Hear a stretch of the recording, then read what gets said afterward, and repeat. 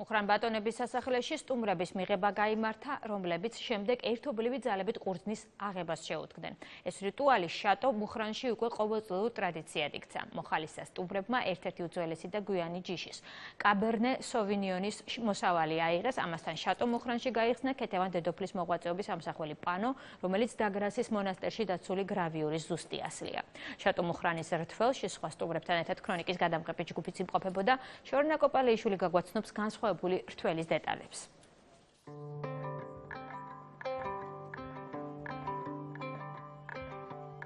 მუხრან ბატონთა მამული, ისევე როგორც საუკუნეების წინ ერთი დღით ქართული კულტურის ცენტრად იქცა და რთველის დღესასწაულის აღსანიშნად სტუმრებს უმასპინძლა. ვერსალის მებაღის დაპროექტებულ გარემოში ქართული და უცხოელი სტუმრები მეღვინეობასთან ერთად სხვადასხვა ქართულ ტრადიციას გაეცნენ.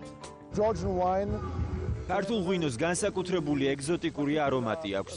რთულია ყველა პროცესის დაცვით მისი დამზადება, თუმცა უნდა შევძლოთ, რომ საუკეთესო ხარესთი ჰქონდეს. არსებობს დიდი პოტენცია ჰქონდეს განსაკუთრებული კუთვნილი ადგილი საერთაშორისო მარკეტზე. შატო მუხრანში რთველის დღესასწაულთან ერთად სტუმრების მიღების განსაკუთრებულ მიზეზად წმინდა ქეთევან დედოფლის მოწამეობრივი აღსასრული სამსახველი პანო სასლის საზეიმო გახსნა იქცა. ეს ასლი არის ზუსტად იმ მეთოდით, იმ ტექნოლოგიით დამზადებული, როგორც ის დამზადდა 2 საუკუნის წინ და მხატვრობაც შესრულდა ძალიან ცნობილი პორტუგალიელი მხატვარი ქალის მიერ, რომელიც ცნობილია ამ მიმართულებაში დღევანდელ დღეს. ეს აღმოჩენა მისტიკასთან არის ძალიან ახლოს. ასე იხსენებს ლაშა თაბუკაშვილი მამის რეზო თაბუკაშვილის მიერ წლების წინ ლისაბონში გრასის მონასტერში დაცული ამ გრავიურის შემთხვევით აღმოჩენის ისტორიას. ერთ ადგილას, სადაც უცაბედად შეაბიჯა დიდ დარბაზში მამამ, რაღაც ჩამოხეული იყო კედელზე.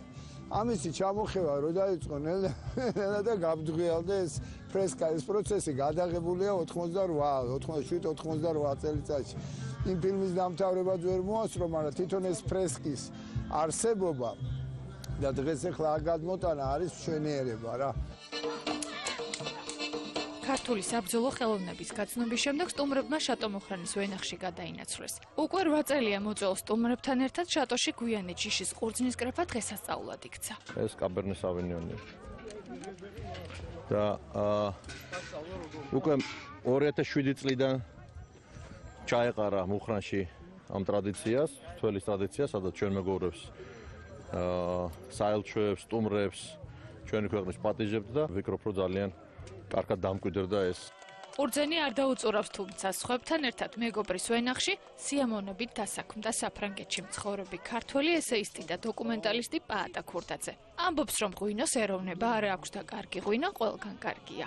დარწმუნებული ვარ, რომ ყველა კარგი გულით არის მოსული, იმიტომ რომ კარგი გულით ვარ ხარ მოსული, ესე ღვინო არ გამოვა კარგი თავსა გატკიეს. ძალიან ბევრი ისეთი ადამიანი აკეთებს ღვინოს, რომელსაც ცხოვრებაში ერმოკვერცხი არ შეუწვია სახლში და სულ ერთმანეთს ეჯიბრებიან და ეს არის ძალიან კარგი ტენდენცია რა მე ვთვლი. და ამიტომ მათთვის სულ ყველაზე ღვინო კარგია, ვინც თვითონ აკეთებს. რთველის 2015 წლის მოსავალი მუხრან ბატონთა მამულში უკვე დაძორულია, თუმცა სასახლის კარი ამ მოსავლის დასაგემოვნებლად ტრადიციულად ღიარჩება.